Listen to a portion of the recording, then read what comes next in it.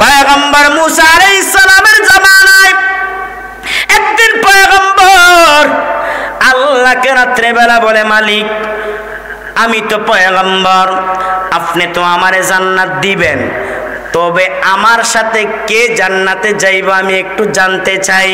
পয়গম্বর মুসা আলাইহিস সালামকে আল্লাহ বলেন, হে পয়গম্বর, তোমার সাথে আল্লাহ পাক আমি আল্লাহ যারে জান্নাত দেব সে দুনিয়ার কোনো বড় লোক না, দুনিয়ার কোনো কোটিপতি না, দুনিয়ার কোনো নামি দামি কোনো মানুষ না, সে হইল দুনিয়ার সামান্য একজন কসাই।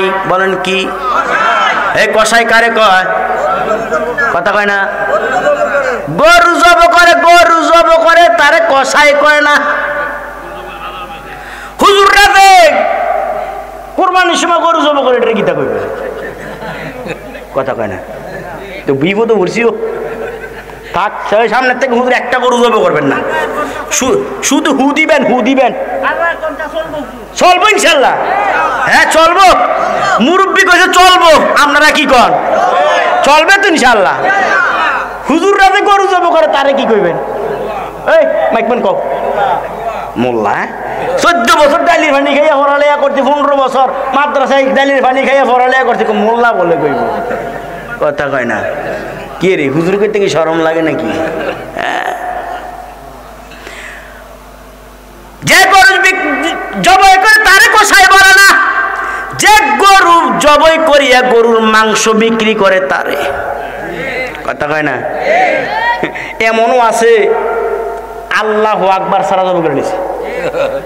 এখানে একটা মাসআলা শোনেন মুসলমান, কোন ফিকহের কিতাবের কথা, ফতুয়া, কোন ব্যক্তি যদি, মুসলমান যদি আর কোনো পশু জবাই করেন, আল্লাহর নাম ছাড়া যে পশুটা জবাই হবে ওই পশুটা মুসলমানদের জন্য খাওয়া সম্পূর্ণ হারাম।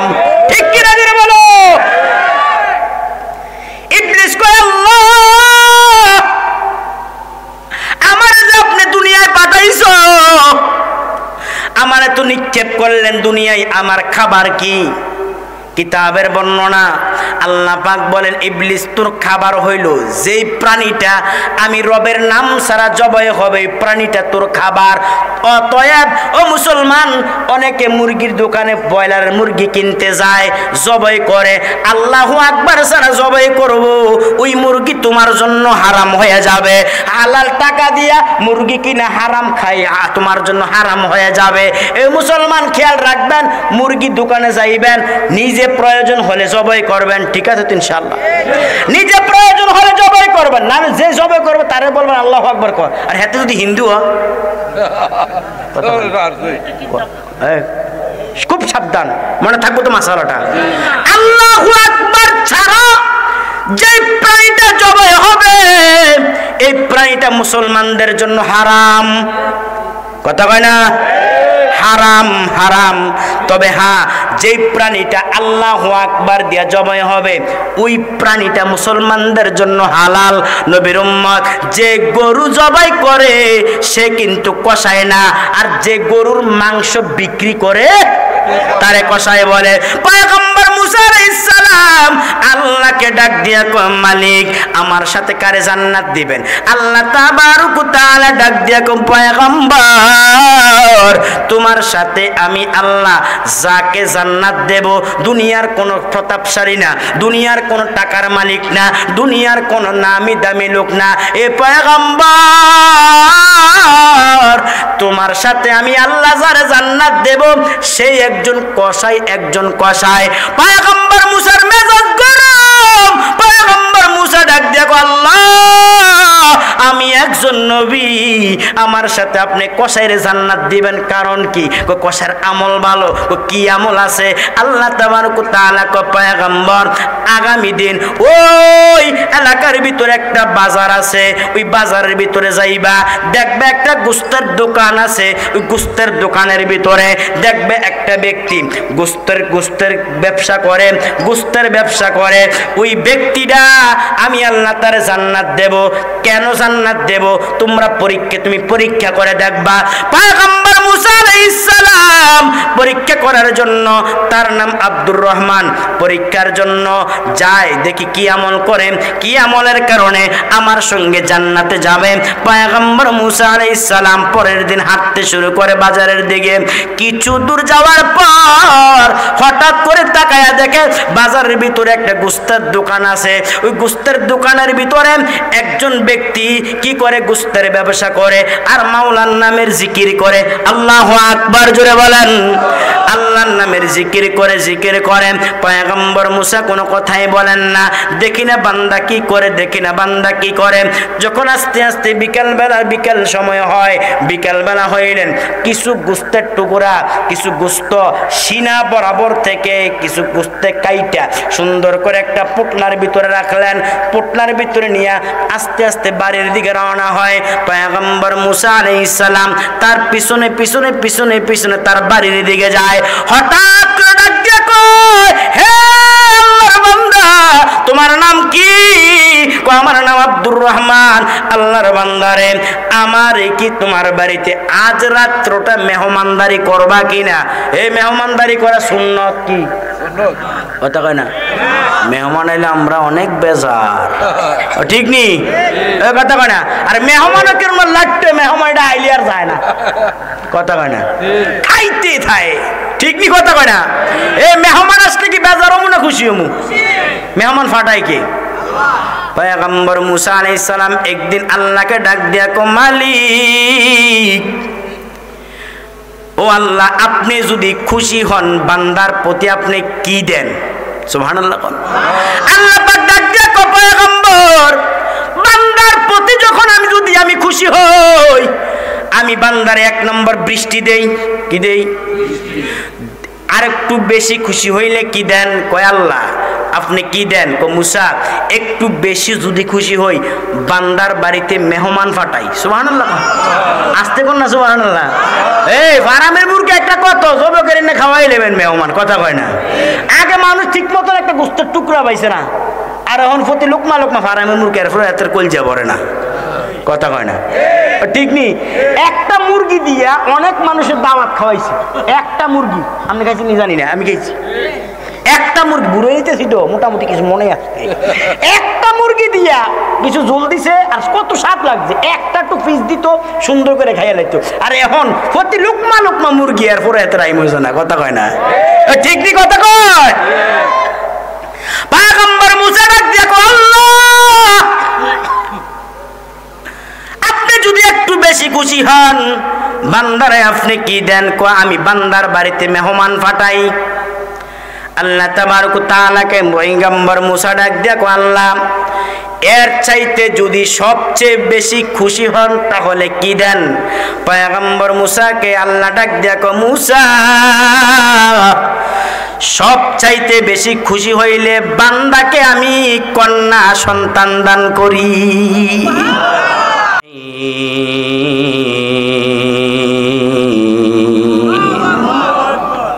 মানুষ খুব আফসোস করবে আর বলবে, মালিক আমাকে একটু সময় দেন, অল্প সময় দেন, যদি আমি সময় পাই ফাআসাদদাকা ওয়া আকুম মিনাস সলিহিন, আল্লাহওয়ালাদের অন্তর্ভুক্ত হইয়া ভালো নেক কাজ করে তোমার কাছে আসব। বলেন তো হাসিমপুর এলাকার মুসলমান, তখন যদি আল্লাহর কাছে সময় চান আল্লাহকে আপনারা সময় দিবে? জোরে কথা বলেন, সময় দিবে? রসুলের প্রতি কার ভালোবাসা আছে? দুইটা হাত তোলা, আল্লাহকে দেখান। নারায়ে তাকবীর। এই মরা আওয়াজ ওয়াজ করুন যেত না। আল্লাহু আকবার না, লোক যতজনে থাকুক, আমরা যতক্ষণ এখানে আছি জান্নাতের বাগানে আছি, আলহামদুলিল্লাহ। বাজিয়ে বলেন, আচ্ছা বলেন তো, জান্নাতের বাগানে কি জান্নাতীরা ডুববে না জাহান্নামীরা ডুববে? আসতে বললেন কেন? যতক্ষণ আছেন জান্নাতি, আলহামদুলিল্লাহ। কোন যতক্ষণ এখানে আছেন হাদিসের ভাষায় আপনারা জান্নাতি। আর রাসূল বলেন, মাজালিসুল উলামা ই রাউযাতুম মির রিয়াদিল জান্নাহ, উলামায়ে কেরামদের মাজলিসটা হলো জান্নাতের বাগান। আর জান্নাতের বাগানে জাহান্নামীরা ঢুকবে না। জান্নাত কি টাকা কম ছিল? সাদ্দাত তার টাকা কম ছিল? ফেরাউনের টাকা কম ছিল? নমরুদের টাকা কম ছিল?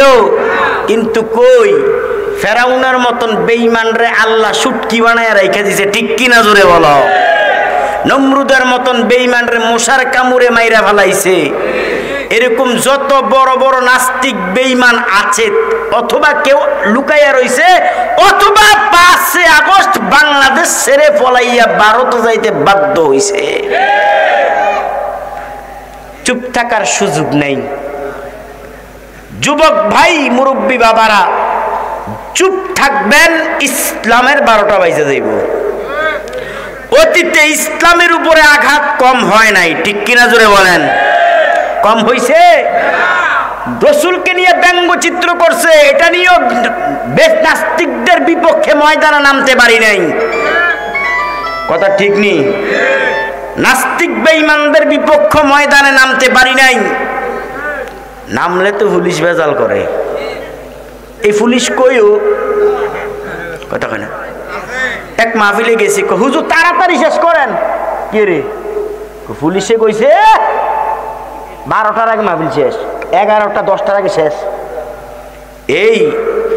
এই দেশ কি পুলিশের বাপার টাকার কিনা নাকি? কথা বলেন না কেন? এই দেশ আল্লাহওয়ালাদের দেশ। বাংলাদেশ আল্লাহর ওয়ালিদের দেশ। জৈনপুর, আড়াইবাড়ি, সারসিনা, উজানি, চরমনার, তাদের এই আল্লাহওয়ালাদের দেশ বাংলাদেশ, ঠিক কিনা জোরে বলেন? এই দেশে কোনো বেঈমান নাস্তিকদের কোনো হুকুম মানতে পারি না আমরা। কারা কারা যদি হাত তুলে আল্লাহকে দেখায়া দাও, আল্লাহ কবুল করুন। ভারতের বেঈমানেরা আমরারে ভয় দেখায়। হেরা কয় হেরা নাকি 100 কোটি মানুষ, কিন্তু বেঈমান জানে না 100 কোটি মানুষের কাছে মুসলমান একটাই যথেষ্ট। কথা কয় না? আর আমি বলি ভারতের 100 কোটি মানুষটা সব গরু গরু। ইও ঠিক না? মানুষ কারা? যারা প্রকৃত মুসলমান তারা। আর ভারতের যত বেঈমান আছে, নাস্তিক বেঈমান মুরতাদের, এটি সব গরু মার্কা। কথা কয় না? কি মার্কা? আরো জোরে কন। তবে আমরা জানাই দিতে চাই, আমরা আর ভয় পাই না। কোন নাস্তিক যদি আমার নবীর বিপক্ষে কথা বলে, হাদিসের বিপক্ষে কথা বলবে, কুরআন ও ইজমার বিপক্ষে কথা বলবে, সাহাবায়ে কেরামদের বিপক্ষে কথা বলবে, ও মুসলমান শুধু তা নয়, কুরআন ও হাদিসের বয়ানকে বন্ধ করে দিবেন, আল্লাহ ওয়ালাদের বিপক্ষে কথা বলবেন। আমি আওয়ামী লীগ বুঝি না, বিএনপি বুঝি না, জাতীয় পার্টি বুঝি না, সবাই একমত হয়ে নবীর পক্ষ হইয়া নাস্তিকদের বিপক্ষে স্লোগান দিতে চাই। কারা কারা যদি হাত তুলে আল্লাহকে দেখায়া দাও, নারে তাকবীর, কোরআন সুন্নাহর আলো।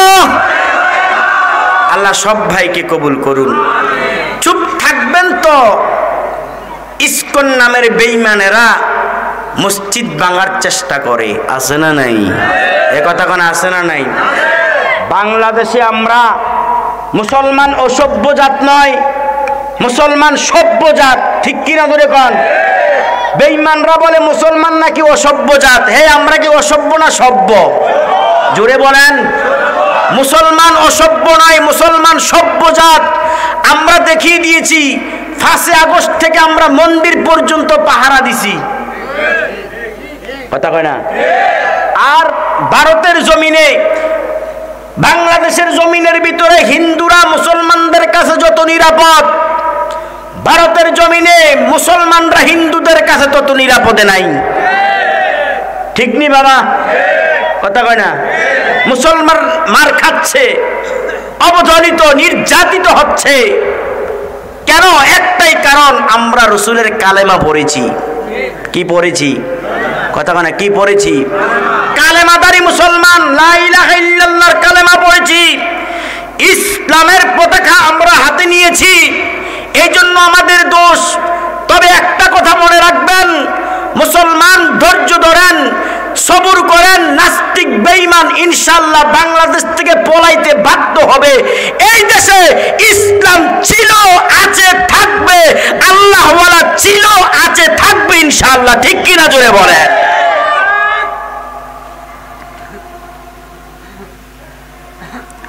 বাংলাদেশে আওয়ামী লীগ থাকবে, বিএনপি থাকবে, জাতীয় পার্টি থাকবে, হিন্দু থাকবে, খ্রিস্টান থাকবে, বৌদ্ধ থাকবে, স্বাভাবিক। তবে নাস্তিক নামের মুনাফিকরা থাকতে পারবে না। এই কথা কয় না? রসুল কিন্তু কাফেররারে ডরাইছে না। কথা বুঝেননি আমার? রসুল কাফেররে ভয় পায় নাই, কিন্তু মুনাফিক নামের শয়তানদেরকে ভয় পাইছে। কথা কয় না? কারণ মুনাফিকরা রসুলের দরবারে আইসা নামাজ পড়তো, আবার রসুল কি বলতো এটা কাফেরদের কাছে যাইয়া বলতো। এরকম নাস্তিক মার্কা মুনাফিক বাংলাদেশে আছে না নাই? এই কথা কয় না, আছে না নাই? মুসলমান এখনো চেষ্টা করতেছে। সুযোগ কি আমরা দেব? আর এই সুযোগ দেব? আপনারা কিন্তু আমি চিনি, হ্যাঁ চিনি চিনি। মাহফিলের দাও দোক আর না দোক আমি কিন্তু চিনি, আলহামদুলিল্লাহ। আমি কিন্তু গতবার এই এলাকায় আসছিলাম, মনে আসেনি আপনাদের? হ্যাঁ আছে। তো আমারে আসার সময় একটা বিষয় দিছে, হুজুর মাতা পিতালে ওয়াজ করেন। আসলে এটা দরকার। বর্তমান সমাজে সন্তান মাতা পিতারে মানে না। কথা কয় না? সামান্য এমবি মানে ফেসবুকের এমবি কেনার জন্য, টাকার জন্য বাবার উপরে আঘাত করে। কথা কয় না? ঠিক নি ধরে বলেন। এটা কি কারণটা কি জানেন? আপনি আপনার সন্তানকে সঠিক পন্থায় লেখাপড়া করার নাই। 14 গ্রাম শলাকান্দি একটা জায়গা আছে, কিছুদিন আগে বয়ানে গেছিলাম। মাহফিলের প্যান্ডেল থেকে বের হচ্ছি, এমন সময় এক মুরব্বী কান্না করে। আমি বললাম, বাবা কেন কান্দেন? হুজুর কি করমু, একটা মাত্র সন্তান, রিস্কা চালাইয়া তাকে আমি লেখাপড়া করাইছি, আর ওই সন্তান সে তার বিবির কথা শুনে আমারে গালি দিছে, গালি দিছে। নাউজুবিল্লাহ কইতেন না? আর আল্লাহ কোরআনে কি বলে শোনেন। আল্লাহ বলেন, وَقَضَى رَبُّكَ أَلَّا تَعْبُدُوا إِلَّا إِيَّاهُ।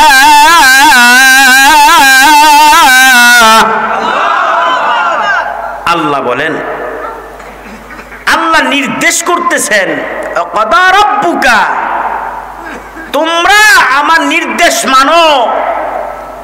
আল্লাহ তা'বুদু, আমি রবের ইবাদত ছাড়া অন্য কারো ইবাদত করিও না। বর্তমান আল্লাহর ইবাদত ছাড়া এমনও কিছু বেঈমান আছে মাজারে সাজদা দিয়ে বইরা থাকে। এই ঠিক নি কথা কয় না? আপনি যান বাংলাদেশের ভিতরে যত দরবার আছে, সারসিনার দরবার আছে না নাই? উজানির দরবার, সরমনের দরবার, জৈনপুরের দরবার, আড়াইবাড়ি সোনাগান্ধার দরবার, দেখেন এগুলা তারা মাজারে সেজদা দেয় না। আরে কথা কয় না কারে? সেজদা আছে। এমন কিছু ভণ্ডের দরবার আছে যেই দরবারে পীরের পায়ে সেজদা করে, পীর বেঈমান নিষেধ করে না। সে পীর না শয়তান? জোরে বলেন, আরো জোরে বলেন। সে শয়তান, শয়তান পীর নামের কলঙ্ক। মুসলমান, ডাক্তারের ছেলে ডাক্তার হওয়া যায় না যদি লেখাপড়া না করে। কথা ঠিক নেই? মুরব্বী বলেন, আমার কথা যদি অযৌক্তিক হয় বলবেন। ডাক্তারের ছেলে ডাক্তার হইতে পারবে না যদি তার লেখাপড়া না থাকে। কথা ঠিক নেই? প্রত্যেকটা লোক অলি হওয়া সম্ভব যদি তার আমল ভালো থাকে। কি ভালো থাকে? মনে রাখবেন, এখানে যারা আছেন সবাই এই যে মাইকমেন বই রয়েছে না, আত্মীয় দিয়ে নস কিন্তু ভরে নেই, এ মনে রেখে কালিতে ভরবে ইনশাল্লাহ। ইনশাল্লাহ কও, আরে মাথা লাল হতো না তো, বলে ইনশাল্লাহ হুজুর আগামী দিন নামাজ পড়বো। কয় এরপরও তো কয় না মাথাটা লারে রাগ হয়েছে। আবার কমাইও টমাইও না চাইও। আমি না ওয়াজ উনি হুজুর নামাজ লাগে নাকি, কথা কয় না। হুজুর ওয়াজ করছে ফাগরি মাথা দিয়ে নামাজ পড়া সুন্নত, হাতে লুঙ্গি গুলা ফাগরি মাথা দিছে, কথা কয় না। এই ইবাদতের সুন্নতের কোনো দাম আসেনি। হুজুর ওয়াজ করছে মেসওয়াক করবা, কি মেসওয়াক? মেসওয়াক লো এক কতটুক কতটুক, এক বিকট। আমার হাত দোবাই আপনার একটা দেন না, বটে দেন না, আর কদ্দুরে একটু বড় হইব নাহলে আমার থেকে এক বিগত হেতে তো আর শুনে নাই। মেসক কদ্দুর কইছে হুজুরে, একবারে এত বড় মেসক একটা লইছে, লইয়া মানুষের ডান বাম পকেটে দিকে তো পকেট থাকে, মেসওয়াক কইরা এই পকেটের ভিতরে মেসওয়াক রাইখে নামাজ পড়তে গেছে। তে আল্লাহর কি রহমত, মেম্বার সাহেব সামনে নামাজ পড়ে, কোন সামনে, তো মেম্বার যে তেতে সেজদা দিছে, মেম্বার রুকু দিছে, তে পিছনে নামাজ পড়ে, মেম্বারের সামনে নামাজ পড়ে, মেম্বার লুঙ্গি বাড়িয়ে রয়েছে। তে করছে কি, তা ওঠার সময় মেসওয়াক দিয়ে মানে সুন্নত দিয়ে গুতা দিয়ে ফরজ উঠাই লিছে, কথা কয় না, আছে না নাই? এই সুন্নতের কি দাম আছে নাকি? এই হাজারো লাখো মাহফিল এক পাল্লায় রাখো, ফজর 2 রাকাত সুন্নতের সমান হবে না, কথা কয় না। আমরা ইতিমধ্যে দেখি অনেক বক্তা ওয়াজ করে, হ্যাঁ নিজে নামাজ পড়ে না। মিথ্যা কথা বলি না, কসম করে বলি, আমার নিজের দেখা, কিন্তু 50,000 টাকা বাজেট করে মাহফিলে আসে, তিতা লাগে ওয়াজ।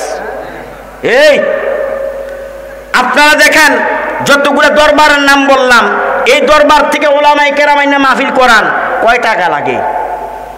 আর ভাইরাল বক্তা টয় মানুষ 50,000 টাকা 1 লক্ষ টাকা দিয়ে মাহফিলে আনে।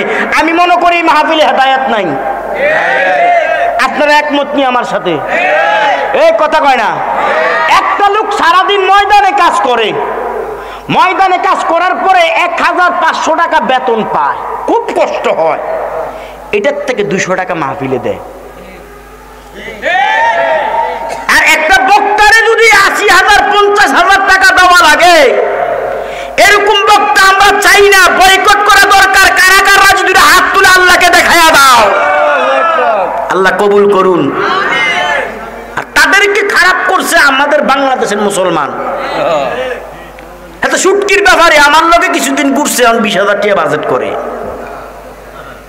হেই রসুল দিনের দাওয়াত দিছে। আমার এক শায়েখ বলেন, চিনবেন কিনা জানি না, শায়েখ মুফতি মুস্তাকুন নবী কাসেমি দামাত বারকাতুম, চিনেননি? কথা চিনেননি? না চিনার তো কথা না। উনি বলেন, আরে মহান মানুষ কত কষ্ট করে আমাদেরকে এই মাইক প্যান্ডেল লাইটিং এর ব্যবস্থা করে দেয় দিনের কথা বলার জন্য, আর কত ভালো ভালো খানা দিনের কথা বলার জন্য। আর আমরা এটাই তো আমাদের সৌভাগ্য।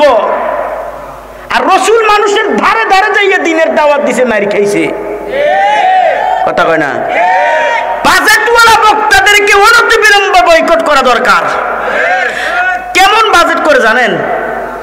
রাগ হইয়েন না, সত্য কথা, যদি আমার কথা অযুক্তি হয় বলেন। কেমন বাজেট করে জানেন? মাহফিলের আগের দিন টাকা দিতে হইব। আচ্ছা বলেন তো, সে কি মাহফিলটাকে আল্লাহর জন্য দিছে? মাহফিলটা কি সে আল্লাহর জন্য করছে? কথাগুলা টাকা টাকা। ওয়াজ করে কি জানেন? দুনিয়া কিচ্ছু না, দুনিয়া কিচ্ছু না, কিন্তু নিজের 5 তলা বাড়ি। কিউ দুনিয়া কিচ্ছু না, বাড়ি 5 তলা, গাড়ি 2টা, সব মাহফিলের টাকা। ভাই আমার কথারই খারাপ লাগতেছে নাকি? এটাই সত্য কথা, এটাই সত্য কথা। বাংলাদেশের মুসলমান বুঝে না। বুঝবা, মাহফিলগুলি এখন কমার্শিয়াল হয়ে গেছে, কমার্শিয়াল। এই জন্য মাহফিলে হেদায়েত নাই, মুরব্বী হেদায়েত নাই। 3 শ্রেণীর লোকের উঠেন না, উঠেন না কেউ, বাবা উঠেন না, আমি অল্প সময় ছাইরা দেব ইনশাল্লাহ। 3 শ্রেণীর লোকের কারণে মাহফিল কবুল না। এর ভিতরে 1 শ্রেণী কমিটি, 2 নম্বর শ্রোতা, 3 নম্বর বক্তা। একটারও নিয়ত ভালো না, কথা কয় না। যদি আজকে বিরিয়ানি দিত মাহফিল প্যান্ডেলের যা করল না, ঠিক ঠিক কথা কন, জাগা হইতো না জাগা। কি বক্তরে আনছ, টান দেয় না, দে মজা লাগে না, কথা কয় না, নিয়ত শেষ। আর কমিটি কই এমন একটা বক্তা আনবো, ভাইরাল বক্তা, লাখ লাখ মানুষ হইব, কথা কয় না, শেষ নিয়ত। আর বক্তা কি কয় জানেন, ওয়াজটা যদি একটু ভালো হয় দাওয়াত ফামু, নিয়ত খারাপ, দাওয়াত ফামু, মাহফিলের দাওয়াত ফামু।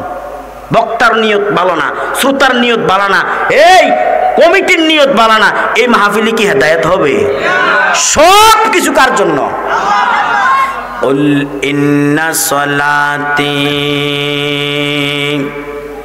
ওয়া নুসুকি ওয়া মাহইয়ায়া ওয়া মামাতি লিল্লাহি রাব্বিল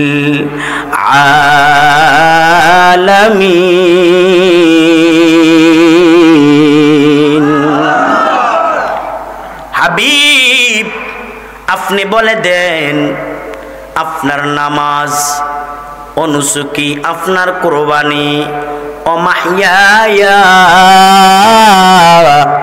আপনার হায়াত, ওয়া মামাতি আপনার মৃত্যু পর্যন্ত, লিল্লাহি রাব্বিল আলামিন।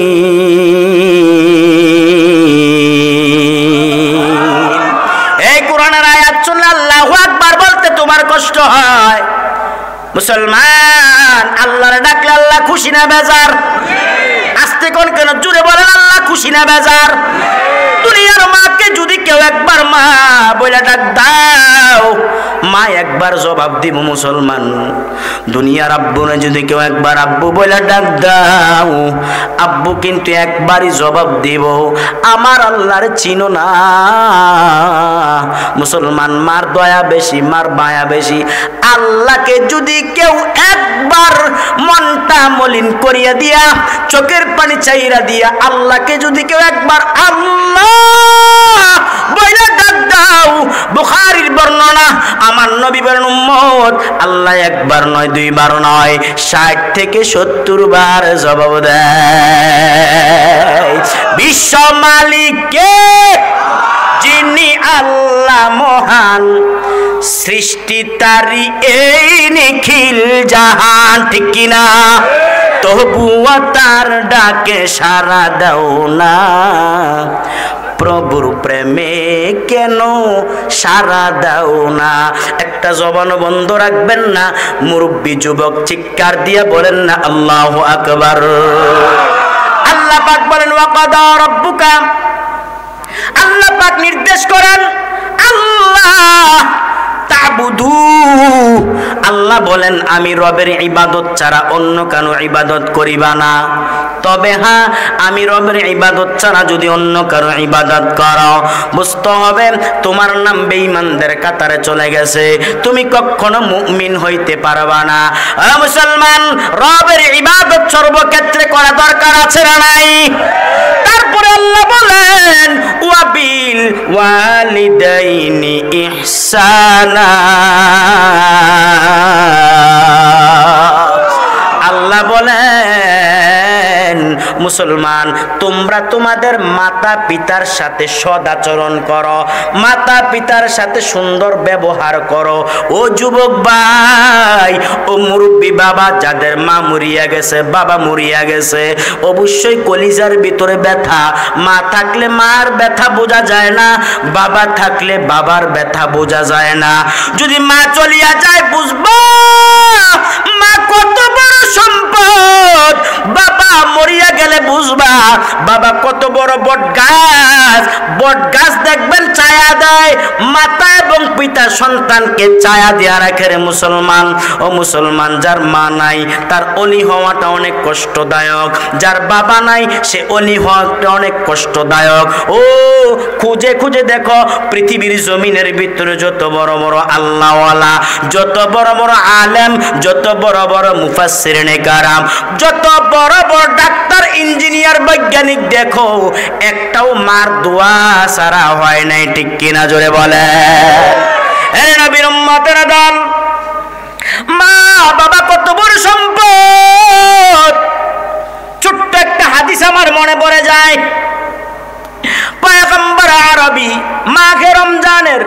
আইয়ে নিও কথা কোনা কোন দিক দিয়ে কোন দিক দিয়া পশ্চিম দিক দিয়া কথা কয় না হ্যাঁ কোন দিক দিয়ে পশ্চিম দিকে আমরা সূর্য ওঠে পূর্ব দিকে অস্ত যায় পশ্চিম দিকে মানে কেবলার দিকে কার হুকুম আসতে করেন কেন ওয়াজ করমুনি নাকি সুযোগ দিবেন তো ইনশাআল্লাহ ঘুমাইলে হইতো না বলতা না টিয়া নিবে নিয়ে পারবো না তুই খুলবা কিতা কুদ্রুরা কোটিয়া ডাক আল্লাহু আকবার জোরে বলেন আল্লাহ কবুল করুন সারা রাত কারা কারা থাকবেন হাত তুলেন সবাই তুলছে আমি তুলি নাই মাইক মেন না তুমি তো থাকবাই হুজুর মাইক দো আমার আমি থাউন লাগবো কথা কয় না মুসলমান সারা রাত থাকবো কিন্তু আমারে মারার বুদ্ধি করতে আছে ছোট্ট একটা কথা বললে বুঝতে পারবেন আগের দিন আল্লাহওয়ালারা মাহফিলে যাইতেন সারা রাত্র ওয়াজ করতেন সকালবেলা হইলে দরবারে যাইতেন মাহফিল ছেড়ে যাইতেন কিন্তু এখন বক্তারা গাড়ি নিয়ে আসার চলিয়া যায় হুজুর ওয়াজ করে কি ওয়াজ হুজুর শীতের ওয়াজ মানে গরমের ওয়াজ শীতে কইরা ফেলাইছে হুজুর বলে শুনো এলাকার ভিতরে যদি কোনো কবরস্থান থাকে ওই কবরস্থানে যদি কোনো আল্লাহওয়ালার লাশ থাকে আল্লাহওয়ালার লাশের উসিলায় আল্লাহ সমস্ত কবরবাসীর কবর আযাব মাফ কইরা দিব হুজুরে ওয়াজ করছে করিয়া ঘুমাইছে রাত্রে যাইয়া তো দেহে হঠাৎ করে বাহিরে অনেক তুমুল ঝগড়া চলতে আছে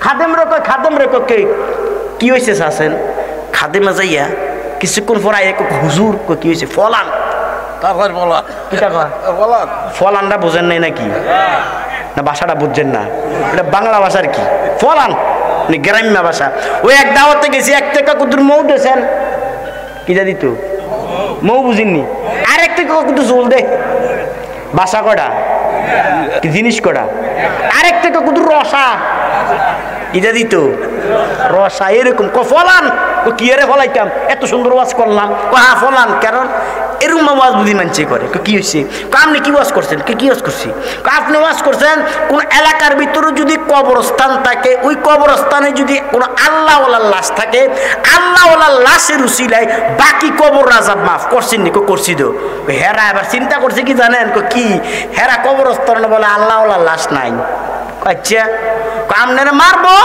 কবরস্থানে শোয়াইবো আল্লাহওয়ালা সব কবর আযাব মাফ করবো তো আপনারা আমার মারা চিন্তা করছেন নাকি আল্লাহ কবুল করুক আমিন বলেন ভাইরা আমার আল্লাহ পাক রব্বে কারিম বলেন তোমরা মাতা পিতার সাথে সৎ ব্যবহার করো পয়গম্বর আরবি সাল্লাল্লাহু আলাইহি ওয়াসাল্লাম মসজিদে নববীর ভিতরে মেহরাবের জায়গায় সিঁড়ি তিনটা সিঁড়ি আছে কয়টা সিঁড়ি এই কথা কয় না কয়টা সিঁড়ি মেহরাবে কয়টা সিঁড়ি আছে এইটার রাসূল সাল্লাল্লাহু আলাইহি ওয়াসাল্লাম আগে খেজুর গাছের কুটির ভিতরে হেলান দিয়ে খুতবা দিতেন মসজিদে নববীর ভিতরে যখন সিঁড়ি হয় তখন রাসূল সাল্লাল্লাহু আলাইহি সাল্লাম এই খেজুর গাছের কুটিকে বাদ দেয় সংক্ষেপে বলি মুসলমান তিনটা সিঁড়ির কিন্তু তিনটা নাম কয়টা নাম জানেননি কেউ এই কথা কয় না তিনটা সিঁড়ি আছে তিনটা সিঁড়ি কোথায় থাকে মেহরাবে আপনারা মসজিদে মনে নাই নাকি তো কথা কন না মেহরাবের ভিতরে তিনটা সিঁড়ি আছে তিনটা সিঁড়ির তিনটা নাম আছে এক নম্বর সিঁড়ি বড় সিঁড়িটা তিন নম্বর যে সিঁড়িটার নাম সিঁড়ি মুহাম্মদ সাল্লাল্লাহু আস্তে কইলেন কোন জোরে কোন সিঁড়ি মুহাম্মদ তারপরে সিঁড়িটার নাম সিঁড়ি আবু বকর, তারপরে সিঁড়ির নাম সিঁড়ি উমর ইবনুল খাত্তাব রাদিয়াল্লাহু তাআলা আনহু। তিনটা সিঁড়ির তিনটা নাম আমার পয়গম্বর ঠিক মাহে রমজানের শেষ ভাগে শেষ সময় নবীজি প্রথম সিঁড়িতে সিঁড়ি উমরের ভিতরে কদম দিলেন, আমার নবী হঠাৎ করে বললেন আমিন। দ্বিতীয় সিঁড়িতে আবু বকরে কদম দিলেন, নবীজি বললেন হঠাৎ করে আমিন। 3 নম্বর সিঁড়িতে কদম দেয়, নবী বলেন আমিন।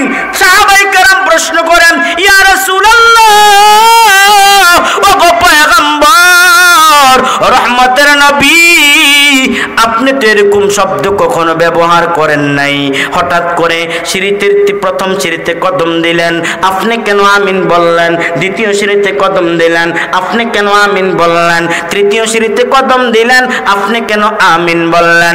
আমার রহমতের নবী, বরকতের নবী, রহমাতুল লিল আলামিন ডাক দিয়া বলে সাহাবীরা শোনো, তোমরা তো দেখো না, আমি নবী অবশ্যই দেখি, আমি নবী অবশ্যই শুনি। আমি যখন প্রথম সিঁড়িতে কদম দিলাম এই মুহূর্তে জিবরাইল আমিনের আগমন। আল্লাহু আকবার, জোরে বলো, আরো জোরে আল্লাহু আকবার। জিবরাইল আমিনের আগমন। জিবরাইল আমিন বলেন ইয়া রাসূলুল্লাহ, হুজুর আমার একটা বদদুয়া আছে। বদদুয়া কি? দোয়া, বদদুয়া। যারা মাহে রমজান পাইল, মাহে রমজান পাইয়া তারা রোজা রাখলো না এবং তারা তাদের গুনাহ মাফ করতে পারলো না, তারা ধ্বংস হয়ে যাক। আমার নবী বললেন আমিন। যখন দ্বিতীয় সিঁড়িতে কদম দেয়, কদম দেওয়ার পরে পয়গম্বর আমিন কেন বললেন? আমিন এই জন্য বললাম, জিবরাইল আমিন কয় হুজুর আরেকটা বদদুয়া আছে। কি বলো? যারা মাতা পিতাকে পাইয়া মাতা পিতাকে খেদমত করে নাই, মাতা এবং পিতাকে তারা সন্তুষ্ট করতে পারে নাই, তারা ধ্বংস হয়ে যাও। জিবরাইল আমিন দোয়া করেন আর আমার নবী আমিন বলে। ও যুবক ভাই, মুরব্বী বাবারা, মসজিদের ইমাম সাহেব দোয়া করে, মুসল্লিরা আমিন বলে। ও মুসলমান, আমিন অর্থ কবুল করো। ওরে নবীর উম্মত, আমার নবী যদি আমিন কয়, আমিনটা কবুল হইব কিনা জোরে কন।